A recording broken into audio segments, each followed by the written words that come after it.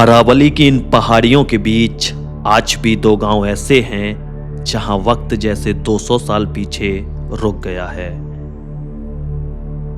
ये हैं शेर गांव और उतरज गांव। माउंट आबू के पास बसे ये गांव जहां जिंदगी आज भी मिट्टी, मेहनत और सादगी से चलती है। पानी यहाँ नल से नहीं आता, पानी यहाँ पैरों से चलकर आता है। हर सुबह महिलाएं कई किलोमीटर पानी के लिए चलती हैं। शहरों में पानी ना आए तो हम शिकायत करते हैं। यहाँ पानी लाने के लिए जिंदगी चलती है।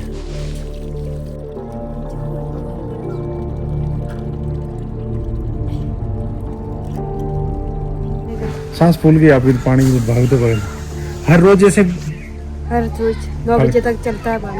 9 बजे तक ना, 9 बजे तक अगर किसी ने नहीं भरा तो फिर वो पानी नहीं मिलेगा। नहीं मिलेगा। अभी सुबह भरना है तो कुएं पे जाना पड़ता है। अच्छा, नहीं आएगा। यहाँ खाना आज भी मिट्टी के चूल्हों पर बनता है। यहाँ गैस की आवाज नहीं, लकड़ी के चटकने की आवाज आती है और हर रोटी के साथ धुआं भी पकता है। शहरों में हम कहते हैं गैस खत्म हो गई। यहाँ गैस नहीं, यहाँ लकड़ी खत्म हो जाए तो खाना नहीं बनता है। आप खाना वगैरह पूरा लकड़ी का बनाते हो? अच्छा, ये लकड़ी कहाँ से लाते हो? जंगल से लेकर आते हो? गैस वगैरह काम नहीं लेते? यहाँ से कितना दूर है सिटी मार्केट, कितना दूर है? होगा 5। यहाँ पे लोग बहुत कम पढ़े लिखे हैं, नीचे रहते हैं, खुला में जो दूर रहते हैं, जो पढ़े लिखे। नीचे रहते हैं। वो हमारे साथ ससुआ और नीचे रहते हैं। पैदल चल ट्रॉली में लेने पड़ते हैं। इस समय हाँ। डिलीवरी किसी पे होते हैं ना, हाँ। खाट में लेते हैं। अच्छा, डिलीवरी के समय खाट में लेके जाना पड़ता है? खाट में लेते हैं। अच्छा। और रास्ता रोड और कुछ नहीं है, पानी का सुविधा नहीं है, घर में लैट्रिन बाथरूम नहीं है, वो है कुछ है भी नहीं यहाँ पे। तो पानी सुबह लेना लाने पड़ता है। 9 बजे तक भर लिया तो ठीक है, नहीं तो फिर पूरा दिन पानी नहीं। हाँ, पूरा दिन पानी नहीं। बच्चों के स्कूल हैं इधर? है नहीं स्कूल। टीचर आता है? मास्टर आता है डेली? हाँ, मास्टर आता है। अभी तक गाँव के यहाँ के है, वो कल नहीं आए। अच्छा। 3 लोग हैं, वो बाहर से आते हैं। गांव भले ही आधुनिक सुविधाओं से बहुत पीछे हो, लेकिन इन पहाड़ियों के बीच एक जगह ऐसी है जहां भविष्य रोज हाजिरी लगाता है। यह है गांव का राजकीय उच्च प्राथमिक विद्यालय। यहाँ क्लासरूम एयर कंडीशन नहीं है, बेंच पूरी नहीं है, लेकिन सीखने की चाह पूरी है। तो स्कूल आपका कितने बजे का वैसे? 10 बजे का। 10 बजे का। टाइम क्या हो रहा है अभी? 11 बजे। तो 11 बज गए। हमेशा ऐसे आते हैं? सोमवार को ऐसे लेट हो जाते थोड़े। अच्छा। दिल्ली ऐसे तो जल्दी आते हैं। छुट्टी कितने बजे होती है? छुट्टी 4 बजे होती है। 4 बजे। अभी 11 बज गए हैं, अभी तक इनके टीचर नहीं आए हैं और गांव के ही रहने वाले हैं। हालांकि आते डेली है ना? डेली पढ़ाई होती है? अच्छा। जब हम यहाँ के स्कूल में पहुँचे तो हमें वहाँ बच्चे तो मिले, लेकिन टीचर नहीं थे। यहाँ के बच्चों में सीखने की जिज्ञासा है, लेकिन उन्हें सिखाने वाला चाहिए।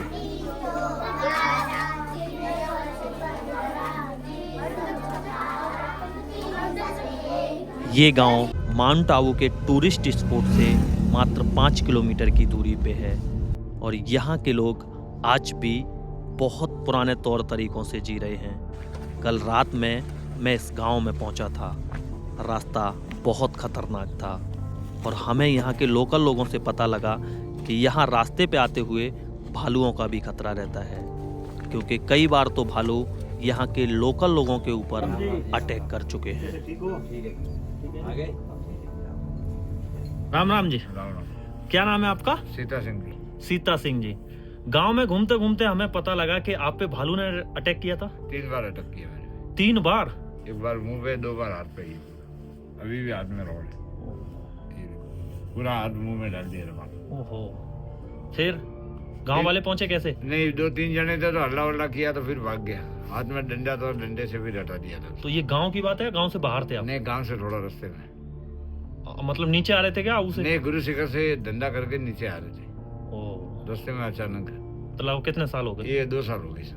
2 साल हो गए। तो अभी भी भालू वालू मिलते हैं क्या? बहुत मिलते हैं, डेली भी आना जाना पड़ता है, तो सावधान रहना पड़ता है। हम भी 3-4 दिन, मैं आगे चल रहा, 2-3 जने मेरे पीछे चल रहे थे, तो अचानक बछड़े वाली मिली नहीं, तो बछड़े इधर उधर भागने से वो मेरा ही वो पीछा कर लिया। अच्छा, कि बछड़ों के चक्कर में। मतलब और लोग भी थे लेकिन उन्होंने झपटा आप पे मारा? हाँ, झपटा पहला मेरे पे मारा, फिर 2-3 थे उनको, फिर मैंने आवाज करी तो वो भाग गया ना, हाँ। फिर उन्होंने आवाज करी तो अचानक भाग गया। गांव में ज्यादातर लोग आज भी कच्चे घरों में रहते हैं। ये घर ईंट और सीमेंट से नहीं बने, ये घर मिट्टी, पत्थर और मेहनत से खड़े किए गए हैं। बारिश आए तो डर रहता है, गर्मी आए तो दीवारें तप जाती हैं और सर्दियों में यही मिट्टी इन्हें ठंड से बचाती है। इन घरों में न टाइल्स हैं न पंखे, लेकिन इन्हीं कच्ची दीवारों के बीच पीढ़ियां पली हैं, रिश्ते बने हैं और जिंदगी चली है। आज़ादी के 75 सालों बाद इस गांव में ये ट्रैक्टर आया जो आज मेरे पीछे खड़ा हुआ है। वैसे तो हमारी दुनिया, हमारा देश चांद तक पहुंच गया है, लेकिन यहाँ के लोगों के लिए आज भी वही जीवन है, उसी तरह से ये लोग रह रहे हैं। आप इससे अंदाज़ा लगा सकते हैं कि आज़ादी के 75 साल बीत जाने के बाद ये ट्रैक्टर इस गांव में आया और पूरे गांव के जो लोग थे उनकी मेहनत से ये ट्रैक्टर इस गांव में पहुंचा और इस ट्रैक्टर के मालिक पूरे गांव वाले हैं। ऊपर गुरु शिखर पे ये ट्रैक्टर का पुर्जा खुल के आया था, मतलब महिंद्रा कंपनी वालों ने इसके पुर्जों में इस ट्रैक्टर को ऊपर गुरु शिखर तक पहुंचाया और उसके बाद जो गांव के लोग थे वो सारे लोग मिलके इस ट्रैक्टर के जो पुर्जे थे उनको नीचे लेके आए और फिर मिस्त्री वहाँ से आए महिंद्रा वाले, उन्होंने इस ट्रैक्टर को यहीं पे बनाया। तो आप लोग एक तरह से ऐसे भी कह सकते हैं कि महिंद्रा का ये पहला ऐसा ट्रैक्टर है जो फैक्ट्री के बाहर यानी इस गाँव में बना है। दादाजी क्या नाम है आपका? मेरा नाम बाबू सिंह है। अभी हम जिस गाँव में हैं, गाँव का क्या नाम है? उत्तराज। उत्तराज है जी बात करें अगर आपके यहाँ सरकारी सुविधाओं की, जी। तो जैसे पानी हो गया, लाइट हो गई, क्या क्या है आपके गांव में? हमारे लाइट भी होगी, पानी भी हमारे कुआं में बहुत है। बाकी मेन प्रॉब्लम ये रही है रोड का। अच्छा, रास्ता ये नहीं है, कोई रास्ता है पगडंडी है, कोई साधन आता नहीं है। मैं भी बीमार हूँ साहब, कल मेरे को ऊपर जाना है तो डोली में जाना पड़ेगा। अच्छा, कल अच्छा, थोड़ी श्वास की बुगला में तो चल नहीं सकता हूँ, अस्पताल जाना है तो कल डोली में जाना पड़ेगा। मतलब यहाँ पे अगर किसी को कोई दिक्कत है हाँ जी, और अस्पताल जाना है तो उसके लिए फिर डोली और खाट में डाल के लेके जाते।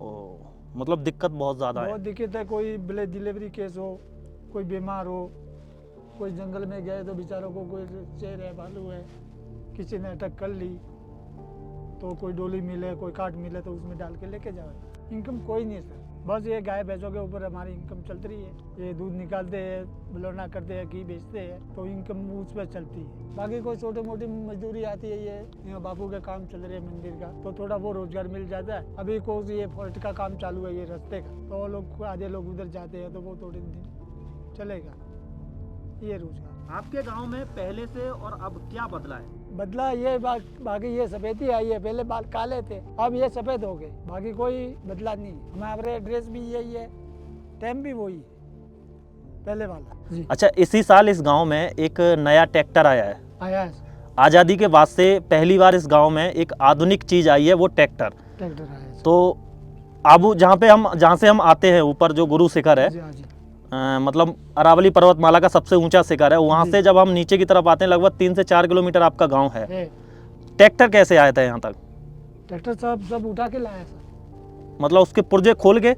बिल्कुल कंपनी में खुलवा दिया था, हाँ हाँ, जिसकी इनकी कंपनी है वहाँ खुलवा दिया। अच्छा, खरीदने से पहले बात हो गई थी? पहले बात हुई, फिर हमारे इधर से हम गए, देखी चादन, देखा कि बोले हमारे ये अपने चादन लेना है। हाँ। तो फिर कंपनी वालों ने वहाँ ही भाग बने दिए, अलग अलग खोल के गाड़ी में डाल दिए, गुरु शिखर ला के छोड़ दिया। यहाँ लाने में टाइम 4 दिन लगे सब, ट्रैक्टर को यहाँ लाने में? नीचे उतारने में, क्योंकि वो बहुत वजन होता है, छोटे छोटे वो बनाए तो उसमें तो ज़्यादा है। मतलब सारे पुर्जे आप नीचे लेके आए? हाँ जी, पूरा काम कंधे पे वैसे उठा के, पहले आपने वीडियो देखा होगा तो आया होगा। अच्छा, तो उनके जो मिस्त्री वगैरह था वो यहाँ पे आए थे, उन्होंने ट्रैक्टर यहाँ बनाया? जो मिस्त्री खुला था वही मिस्त्री आगे इधर वापिस उनको बांधा, नहीं बनाई गाड़ी वापिस।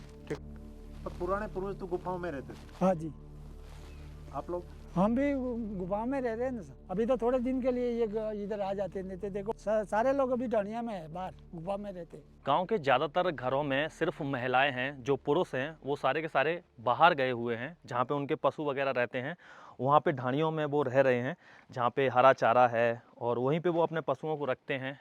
तो अभी हम एक ढाणी की तरफ जाने वाले हैं। ढाणियाँ यहाँ से काफ़ी दूर है, लगभग 5 किलोमीटर का ट्रैक हमें और करना पड़ेगा। उसके बाद हम ढाणी में पहुँचेंगे और ढाणी में पहुँचने के बाद हम आपको विलोना दिखाएंगे, वहाँ पे ये लोग कैसे रहते हैं वो दिखाएंगे। तो उसके लिए हम इस गांव से निकलते हुए जा रहे हैं। आज भी आप लोग देखेंगे यहाँ पे ये पत्थरों के घर बनाए गए हैं, जो यहाँ के लोकल पत्थर हैं, जो इसके अंदर से निकलते हैं।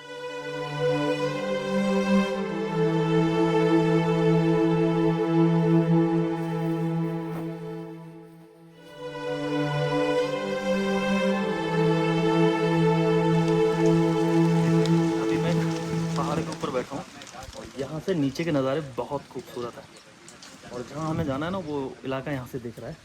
और मैं दिखाता हूँ आपको एक बार। पहले तो आप मेरे पीछे के नज़ारे चेक करो। ये पूरी आप देख रहे हैं ना, ये अरावली पर्वतमाला है। बहुत खूबसूरत व्यू है अरावली पर्वतमाला का। और यहाँ से हमें जाना है इधर, वहाँ पे नीचे। देखने में तो ऐसे लगता है कि मैं ये जो सफ़र कर रहा हूँ वो उत्तराखंड में कर रहा हूँ, लेकिन यहाँ के पहाड़ थोड़े से डिफरेंट हैं, अलग हैं। यहाँ पे जब आप निकलेंगे तो कुछ इस तरह की गुफाएं मिलेंगी, जहाँ पे जंगली जानवर भी मिल सकते हैं और लोग भी मिलेंगे, क्योंकि ज़्यादातर जो लोग हैं यहाँ पे ऐसी ही गुफाओं में रहते हैं। जिस ढाणी के पास हम अभी जा रहे हैं वो भी इसी तरह की एक गुफा में बनी हुई है। और हम लोग यहाँ से उतरज गांव से अभी जा रहे हैं सेर गांव की तरफ, और रास्ते में इस तरह के यहाँ पे रॉक मिलते हैं। तो थोड़ा सा सावधानी पूर्वक चलना पड़ेगा, क्योंकि यहाँ पे जंगली जानवरों का खतरा बहुत ज़्यादा बना रहता है। और जंगली जानवरों की बात करें तो भालू यहाँ पे सबसे ज़्यादा एक्टिव रहते हैं।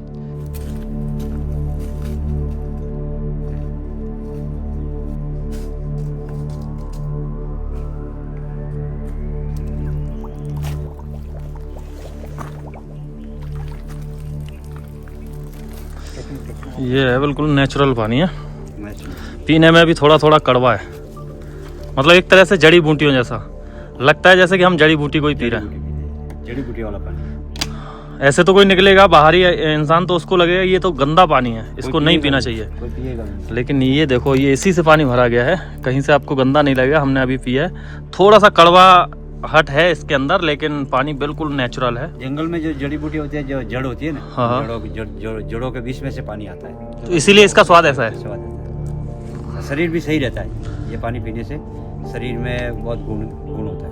अच्छा, तो आप लोग तो यही पानी पीते हो ना? ये फिर पानी यहाँ पे आते हैं जब 2 महीना पानी यही पीते हैं। हम लोग इस रास्ते से निकलते हुए जा रहे थे कि अचानक से हमें कुछ यहाँ पे हलचल सी महसूस हुई। तो हमने ऊपर की तरफ देखा तो यहाँ पे एक महिला है जो पेड़ को काट रही, मतलब पेड़ की जो झाड़ है ना, पत्ते उसको काट रही हैं अपनी भैंसों के लिए, गाय भैंसों के लिए। तो पहाड़ की जो महिलाएं होती हैं वो भी बहुत ज़्यादा संघर्षशील और मेहनती होती हैं कि इतने ऊंचे पेड़ पे ऊपर चढ़ के, और वहाँ पे कुछ भी नहीं है। ये देखो, वहाँ पे वो पेड़ को काट रही हैं अपने पशुओं के चारे के लिए।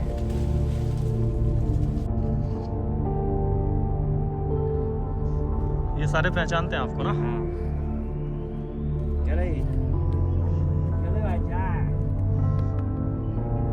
अब मैं पहुंच चुका हूं इनकी ढाणी के पास में। ढाणी यानी एक गुफा जिसके अंदर ये लोग रहते हैं।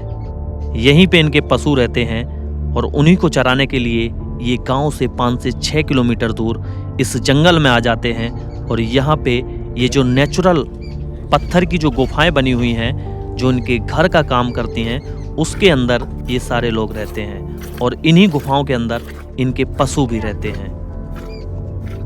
क्या बना रहे हो भाई? ये का वो डंडा। अच्छा, ये डंडा बना रहे हो। तो ये फेस पे ये कैसे हुआ, चेहरे पे? ये तो पत्थरों के ऊपर से गिर गया। पत्थरों के ऊपर से गिर गए? बचपन में या कब की बात है ये? बचपन में। ओ, पूरा फेस पे देख रहे हो आप भाई के, ये टाँके लगे हुए हैं। कितनी दूर तक गए थे इसको चराने के लिए, पशुओं को? दूर तक, वो सामने पहाड़ दिख रहा है उधर। 5-6 किलोमीटर से ज़्यादा? ये ये आप लोगों के यहाँ मतलब आप रेट कहीं ढाणी है ढोने हमारे कहीं कहीं काम करो अटे अरे दरावर करो गैस भी डूबो ही गाई ही कारवा जाओ पत्ती लावो पति केड़ पौधे ले रहा हूँ हरा बहुत लेना अच्छा भारा बांध ले रहा हूँ हाँ और पति कहीं पशु आने गाय भैंस नहीं नाको हाँ तो बस का नीरो ये जो आप देख रहे हैं ना, पत्थर पहाड़ आपको देख रहे होंगे, क्या आप लोग अंदाज़ा लगा सकते हैं कि ये पूरा पहाड़ एक किसी का घर है? आओ अंदर से दिखाता हूँ। अभी तक आपको सिर्फ ये एक पहाड़ लग रहा होगा, लेकिन जैसे ही आप इसके अंदर आएंगे यहाँ पे, तो यहाँ से अंदर जाने का रास्ता है और ये है घर। देखो यहाँ से अभी तो फ़िलहाल ये खाली पड़ा हुआ है क्योंकि इस बार ये फैमिली आई नहीं है। यहाँ इनका पूरा चूल्हा वूल्हा रहता है, यहाँ पे इस जगह पे ये अपना पूरा चूल्हा वगैरह रखते हैं और सामने इनके गाय भैंस वगैरह बनते हैं। तो इसी तरह की यहाँ पे ढाणी हैं जिनको ये लोग ढाणी बोलते हैं। वैसे राजस्थान के अंदर जब आप आएंगे तो आपको जो ढाणी मिलेंगी वो घास फूस की बनी हुई मिलेंगी, लेकिन जब आप माउंट आबू की तरफ आएंगे तो यहाँ पे जो ढाणी मिलेंगी ना, वो इस तरह की गुफाएं मिलेंगी। आप लोगों ने सिर्फ सुना होगा कि लोग गुफाओं में रहते थे, लेकिन हम तो यहाँ पे देख रहे हैं कि किस तरह से लोग गुफाओं में रहते हैं। आज भी यहाँ पे लोग रह रहे हैं। ये तो फिलहाल खाली पड़ी है, लेकिन आगे कुछ गुफाएँ ऐसी हैं जिनके अंदर लोग रह रहे हैं।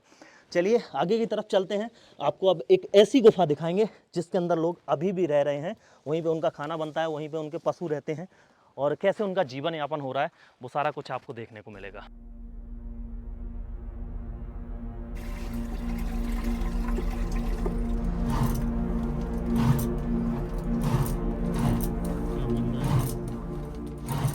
तो इस तरह का बिलौना सिर्फ आपको इसी एरिया में देखने को मिलेगा, राजस्थान के अंदर माउंट आबू में। वैसे तो बिलौना राजस्थान के अंदर और भी जगहों पे होता है, लेकिन इस तरह से खड़े होके बिलौना आपको इसी क्षेत्र में देखने को मिलेगा। और ये बहुत ही पुरानी परंपरा है। पहले के लोग इसी तरह से बिलौना किया करते थे, लेकिन आधुनिक युग में मशीनों के आ जाने से अभी इस तरह की चीज़ें विलुप्त हो गई हैं। अभी लोग सारी जो काम है वो मशीनों से करने लगे हैं। अब बिलौना भी मशीनों से ही होता है।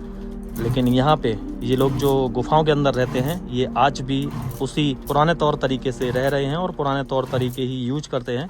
इनका जो मटका आप लोग देख रहे हैं जिसके अंदर इन्होंने दही को डाला है, वो कितना ज़्यादा पुराना है आप लोग अंदाज़ा लगा सकते हैं। बिल्कुल काला हो रखा है। और इनकी जो रई है जिससे ये इसको बिलो रहे हैं, ये भी काफ़ी बड़ी है। बहुत मेहनत है इस काम में। मतलब सर्दी में पसीना आ रहा है भाई साहब। क्या नाम है आपका? आपका नाम क्या है भाई? गगू सिंह। अच्छा, अब अभी सर्दी में भी पसीना आ रहा है आपको? मेहनत है भाई इस काम में। ये मेहनत है। देखो इनका जो बर्तन है ये काफ़ी बड़ा है। मतलब ये कितना पुराना होगा जो बिलौना है आपका? वो तो घना पुरानो है। अच्छा, कितनी पीढ़ियां इसके अंदर आपकी बिलौना करती है ये? काठा डोकरा रहा तो बेलून। अच्छा, आपके ससुर जी का हाथ का है? हाँ अच्छा, आप जब ससुराल में आए शादी करके तो ये बिलौना था? हाँ विरासत में मिला है आपको बिलौना ये। और क्योंकि ये कई जगह से शायद ये फूट गया है ना यहाँ पे, तो आपने इसको रिपेयर किया है। हाँ अरे तो वो लागू तो गए। सीमेंट किया है। अच्छा, हाँ मतलब इसको सही किया है, टूट गया था ना। पहाड़ी में कैसे लाते हो इसको, लेके कैसे आते हो? उठा के लानी पड़ती है। उठा के लाते हैं? मतलब बाहर लावने पड़े भैया। सिर पे उठा के इसको ये लेके इसमें वजन भी बहुत ज्यादा होगा ना। और ये खुद खाली भी 20-30 किलो का वजनी है।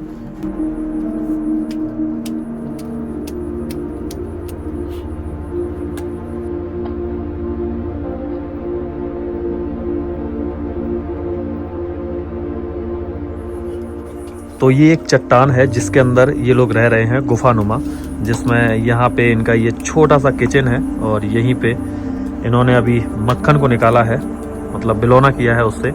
और इसी के साथ साथ इनका यहीं पे ये है कुछ ऐसा आसियाना जिसमें इनके जानवर भी इन्हीं के साथ रहते हैं। यहाँ पे इनकी गाय बंधी हुई हैं और ऊपर से आप देख सकते हैं ये पूरी रॉक है, चट्टान है जिसके अंदर इस तरह का है।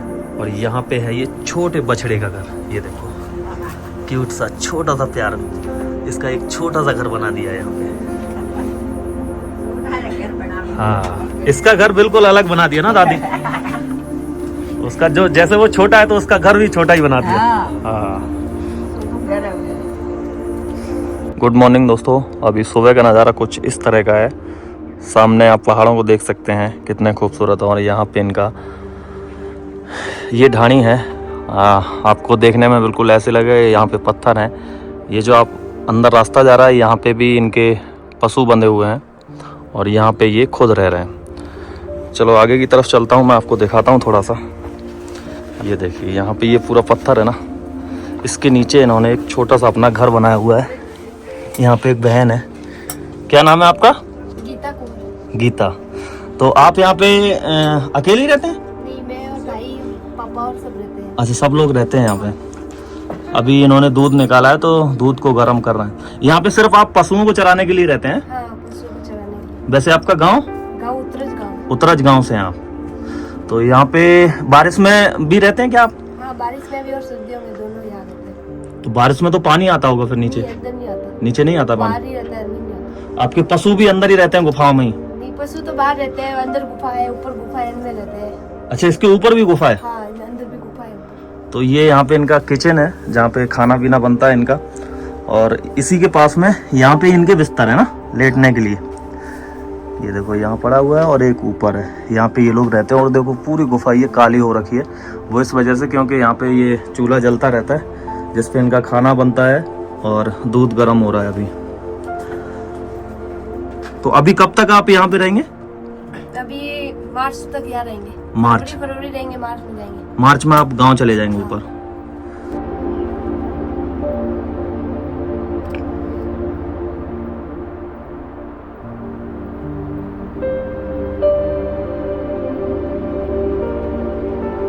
तो अभी हम रुके हुए थे एक ढाणी के पास में। हमारे लैंग्वेज में इसको कहेंगे, हमारी भाषा में, कि ये गुफा है, लेकिन यहाँ के लोग इसको ढाणी बोलते हैं। तो यहाँ पे हम रात में रुके थे, कैसा इनका जीवन है वो हमने देखा, कैसे ये लोग यहाँ पे सरवाइव करते हैं वो हमने देखा। यहाँ पे ये लोग अभी भी गुफाओं में रह रहे हैं, जैसे कि पुराने लोग रहा करते थे उसी तरह से। यहाँ पे ये अपने पशुओं को रखते हैं, उनको यहाँ चराने के लिए जंगल में जाते हैं, उनकी घास फूस लेके फिर यहाँ पे आते हैं। तो अब हम यहाँ से चलने वाले हैं सेर गाँव। सेर गाँव भी उतरज गाँव से काफ़ी नीचे की तरफ है, लगभग 10 किलोमीटर हमें यहाँ से अभी जाना पड़ेगा। वहाँ पे भी लोग इसी तरह से रहते हैं। ये दोनों गांव आज भी पिछड़े हुए हैं। आज भी ये लोग हमारे जो आज का आधुनिक युग है उससे लगभग 100 साल पीछे वाली ज़िंदगी जी रहे हैं। जैसे कि यहाँ पे मैंने दिखाया ये लोग गुफाओं में रह रहे हैं, वहाँ पे भी सेम यही कंडीशन है। तो चलिए निकलते हैं। अभी सुबह हो चुकी है, सुबह के लगभग 8 बज चुके हैं। हम यहाँ से निकलेंगे तो हमें 3 से 4 घंटे लगेंगे वहाँ तक पहुँचने में। जंगल से होते हुए पूरा रास्ता निकलता है। मैं कौन हूं? क्या हूं मैं? एक मुसाफिर? एक मुसाफिर जो चल रहा है रास्ते पर, रास्ते जिसकी मंजिल से निकलती है राहें एक और मंजिल की, मंजिल जो आगाज है हर नए रास्ते का, रास्ते जिनका कोई अंत नहीं। दोस्तों यकीन नहीं हो रहा है कि इस तरह के नज़ारे राजस्थान के अंदर हैं। यहाँ जो पीछे आपको दिख रहा है ना, पूरा अरावली हिल है, पूरा अरावली पर्वतमाला है जिसके ऊपर अभी हम बैठे हुए हैं। और काफ़ी नीचे जो आपको काफ़ी सुंदर सा नज़ारा दिख रहा है ना, माउंट आबू है। मतलब माउंट आबू के हम आसपास में ही हैं। हम जो गुरु शिखर है उससे नीचे की तरफ आए हैं और यहाँ पे 2 गांव का दौरा कर रहे हैं जिनमें उतरज और सेर गांव है। उतरज से हम सेर गांव की तरफ जा रहे हैं। ये पहाड़ी जो मेरे पीछे आपको दिख रही है इसको हमें क्रॉस करना है। इसके पीछे ही है सेर गांव। परसों शाम को हम यहाँ पे पहुंचे थे उतरज गांव में। उसके बाद हमारा नेटवर्क चला गया था, अभी कोई नेटवर्क नहीं आ रहा है। आगे की तरफ हम जा रहे हैं, सेर गांव की तरफ। दिखाते हैं आपको सेर गांव कैसा है, वहाँ के लोग कैसे हैं। लेकिन अगर आपको राजस्थान के अंदर ट्रैकिंग करनी है तो आप लोग भी इस रूट पे आ सकते हैं। आपको गुरु शिखर से नीचे उतर के आना पड़ेगा उतरज की तरफ, सेर गांव। मतलब ये काफ़ी अच्छी ट्रैकिंग है और काफ़ी अच्छा नेचर है। अगर आप यहाँ मानसून के समय में आते हैं तो नेचर को और ज़्यादा अच्छे से एंजॉय कर पाएंगे। हालांकि अभी भी काफ़ी खूबसूरत यहाँ के नज़ारे हैं।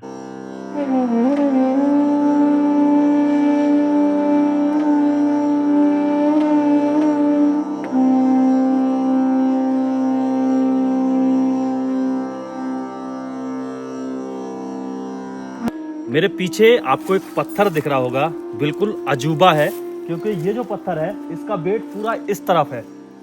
पीछे जहाँ पे मैं आपको दिखा रहा हूँ, जहाँ पे इसकी जड़ें हैं, बहुत बारीक, मतलब वहाँ पे जड़ों के रूप में ये पत्थर नीचे टिका हुआ है। लेकिन ये पत्थर किस तरह से यहाँ पे बिना किसी सहारे के रुका हुआ है, ये वास्तव में अपने आप में अजूबा है। क्योंकि इसका बेट ज़्यादातर इधर है और ये जो ढलान भी है वो भी इधर है। यहाँ से देखने में आपको ऐसे लगेगा कि ऊपर एक पूरा ऐसे झुंडता है और नीचे बहुत सकरा सा है। अंदर जड़ों की तरफ जाते हैं ना तो वहाँ पे भी जड़ें बिल्कुल खाली हैं, कुछ नहीं है।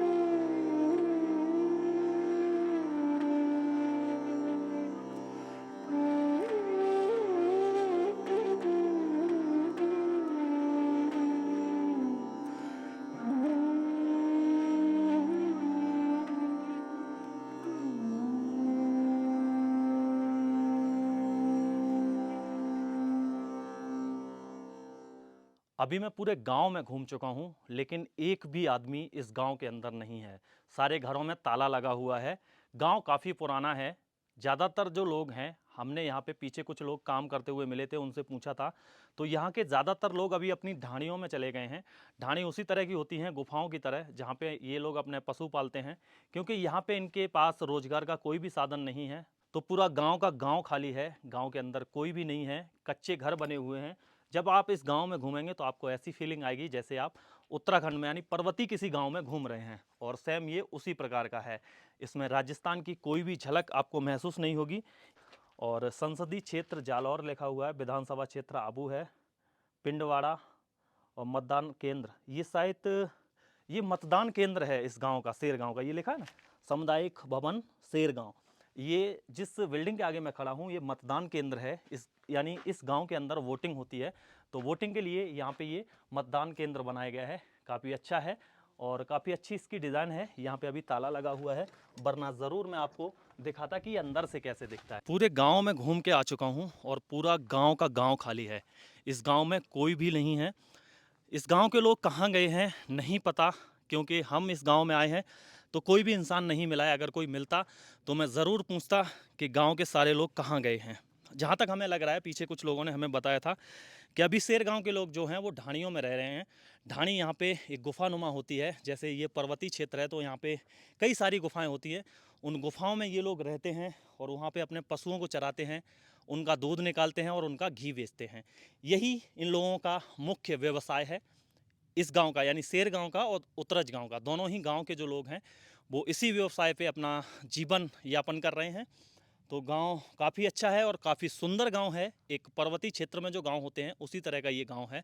पूरा गांव में घूम के आ चुका हूं।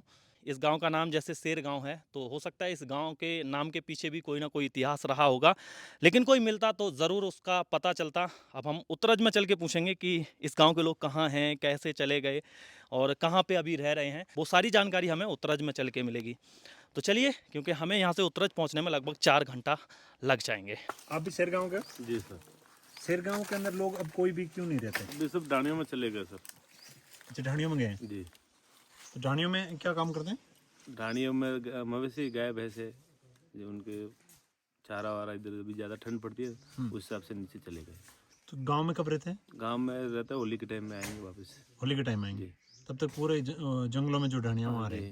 तो आप लोग गाँव जाओगे अभी? जी, अभी वापस शेर गाँव जाएंगे। शेर गाँव में जाओगे? कुछ ढाणियों में रह रहे हैं लोग हैं? जी, कोई है। लेकिन जो मेन गांव है वो तो पूरा खाली था? हाँ, पूरा खाली है, गांव में कोई नहीं रहता है। वहाँ तो कोई था ही नहीं बिल्कुल। जी, कई घर हैं जो उजड़ भी गए हैं। हाँ, कई घर है उजड़ गए। अभी क्या यहाँ पे कोई रास्ता नहीं है, राशन पानी की बहुत मुश्किल रहता है उस हिसाब से। आप गाँव में पढ़े लिखे लोग हैं? ज़्यादा नहीं, पर 5वीं तक पढ़े सर। 5वीं तक? स्कूल 5वीं, हाँ थी 5वीं तक। अभी बच्चे नहीं है तो स्कूल भी बंद हो गई। स्कूल भी बंद हो गए? जी। स्कूल वही था जो गांव के बाहर 3 हाँ, साइड टूटा पड़ा है? हाँ, नीचे की साइड में है। वो तो गांव के अंदर पानी की भी कोई व्यवस्था नहीं? हाँ, पानी की व्यवस्था नहीं, लाइट की व्यवस्था नहीं, रोड की व्यवस्था नहीं। बहुत कठिन जिंदगी है शेर गाँव की। तो फिर इसीलिए लोग शेर गाँव से नीचे जा रहे हैं सर? हाँ, छोड़ के छोड़ के जा रहे हैं। शेर गाँव लगभग मतलब खाली ही समझो अब तो। अभी है 15-20 घर है, तो अभी वोटिंग है यहाँ के कितने 300 से ऊपर है वोटिंग शेर गाँव के। आपके गाँव का शेर गाँव नाम क्यों पड़ा, कुछ पता है? शेर गाँव का तो बुजुर्गों ने बताया होगा कुछ, क्यों पड़ा? कुछ बताया नहीं हमको। पहले शेर ज्यादा थे शेर गाँव में। अच्छा, ये जंगल एरिया था, शेर ज्यादा थे। यही हम सोच रहे थे कि शायद पहले उधर शेर रहता होगा, तो इसलिए फिर शेर गाँव पड़ेगा ना। ये जो रोड अभी जो ये काम कर रहे हो आप रास्ते का, ये गवर्नमेंट द्वारा कर रहे हो अपने से? नहीं, फॉरेस्ट द्वारा। अच्छा, फॉरेस्ट द्वारा कर रहे हो। अच्छा, फॉरेस्ट के इस रास्ते से आना जाना होता होगा? जी, आग वाग लगती है तो बुझाने में उनको दिक्कत न पड़े। अच्छा, इसलिए वो सिर्फ साफ सफाई करा रहे हैं, बाकी गांव के लिए नहीं है? नहीं, गांव के लिए। अच्छा, फॉरेस्ट खुद के लिए कर रहे हैं? फॉरेस्ट के लिए, पंचायत से कोई काम नहीं है बाकी। अच्छा जी। अंकल जी, क्या लेके आए हो? ये सामान लेके आए, खाने पीने का? खाने पीने का। कहाँ से लेके आए हो? ये माउंट आबू से। माउंट आबू से? हाँ। 10-15 किलोमीटर पड़ जाता होगा? हाँ। अच्छा, नाम क्या है आपका? मुकेश सिंह।